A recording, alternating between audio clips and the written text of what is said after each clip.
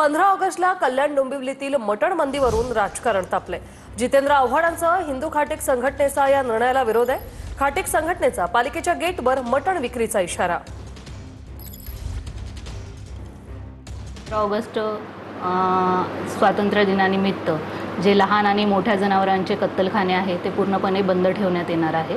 त्याबाबत आपण महापालिकेतर्फे जाहीर आवाहन केलेलं आहे। तुमचे रस्ते करा, त्या स्टेशनची ट्रॅफिक दूर करा, अनेक कार्य आहेत ते ह्या कार्यावरती की ह्या कामावरती जर आमच्या पोटावर तुम्ही येत असाल तर आम्ही 15 तारखेला गेटवरती मटणाचं दुकान टाकून तुमचा निषेध करणार। कौन है ये, कौन है कि 15 अगस्त को मटन मत बेचो, मच्छी मत बेचो, चिकन मत बेचो। हमने क्या बेचने का क्या है, क्या तुम्हारे कानून में लिखा है क्या? महाराष्ट्र के जो शॉप एंड एस्टेब्लिशमेंट एक्ट है उसमें लिखा है क्या कि 26 जनवरी और 15 अगस्त को ये दुकान बंद होनी चाहिए? ऐसा कानून है क्या?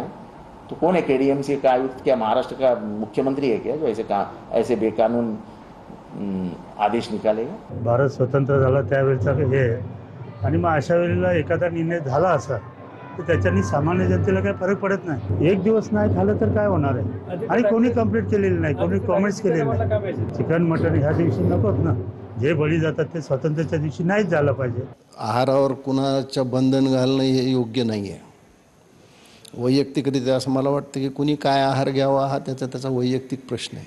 पण मला वाटतं त्या दिवशी गोकुळ अष्टमी आहे बहुतेक, आणि त्याचा 15 ऑगस्टशी संबंध जोडण्याचं काही कारण नाही। हिंदूचा एक पवित्र सण आहे आणि त्या दिवशी हिंसाचार नको, मांसाहार नको म्हणून तसा निर्णय कल्याण डोंबिवलीच्या आयुक्तांनी घेतला असेल असं मला वाटतं।